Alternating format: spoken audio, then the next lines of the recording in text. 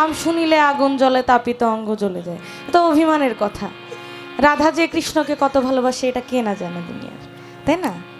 কৃষ্ণ তো আসলে দুষ্টু লোক, জ্বালায়। এই জন্য রাধা অভিমান করেছে, তাই বলছে নাম শুনিলে আগুন জ্বলে তাপিত অঙ্গ জ্বলে যায়। ওই কালার কথা কেন বলো আমায়? কিন্তু ওই কালার কথা না শুনলে, কালাকে না দেখলে কিন্তু রাধারও ভালো লাগে না। কিন্তু রাধা এবারে এতই অভিমান করেছে যে তার অভিমান ভাঙাতে স্বয়ং কৃষ্ণও বেশ অক্ষম হয়ে পড়েছে। তাই কৃষ্ণ সরাসরি নিজে যাচ্ছে না, যদি বেশি বকা খায় আর কি। তাই নিজের প্রাণসখা নিজের ভাই সুবলকে পাঠিয়েছে। তাই নিজের সুবল নিজের প্রাণসখার কাছে নিজের মনের আকুতি, রাধার প্রতি তার যে আকুতি তা প্রকাশ করছে। রাধা তো অনেকদিন অভিমান করে দেখা করে না কৃষ্ণের সাথে, না আসে যমুনার পাড়ে, না আসে তার ঘর ছেড়ে। কি একটা অবস্থা!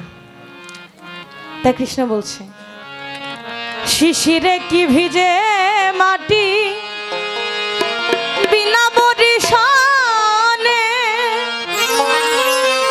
এই তপ্ত প্রাণ হয় কি শীতল রাধা বিনা দর্শনে। আর শিশিরে কি ভেজে মাটি বিনা বরিশানে, এত এত কুয়াশা পড়ে, তাতে কি মাটি ভেজে? বড় জোর ঘাস একটু ভেজে, কিন্তু মাটি কিন্তু ভেজে না। তপ্ত প্রাণ হয় কি শীতল বিনা দর্শনে। কিন্তু কৃষ্ণ তো পুরুষ, লোক সম্মুখে তো কাঁদতে পারে না, মনের আকুতি সবাইকে তো বলতে পারে না, সবার সামনে তো রাধাকে সবকিছু বলা যায় না। তাই বলছে, তুমি কইও সুবল কানে কানে, তুমি কইও সুবল কানে কানে, তোমার শ্যাম হইছে দুর্বল, কেমন আছে রাধাব,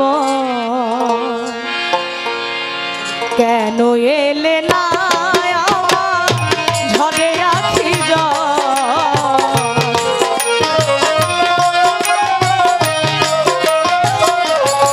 রাধে, কেন এলে না আমার ঝরে আখি কেমন আছে রাধাবা, আমার কানে কৃষ্ণ কেমন আছে রাধাবা।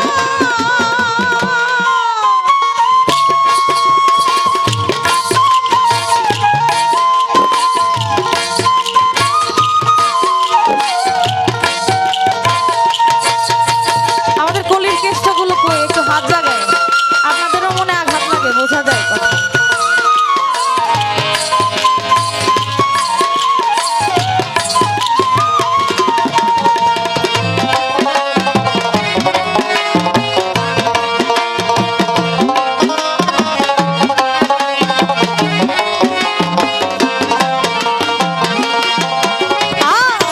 রাধারি কাদো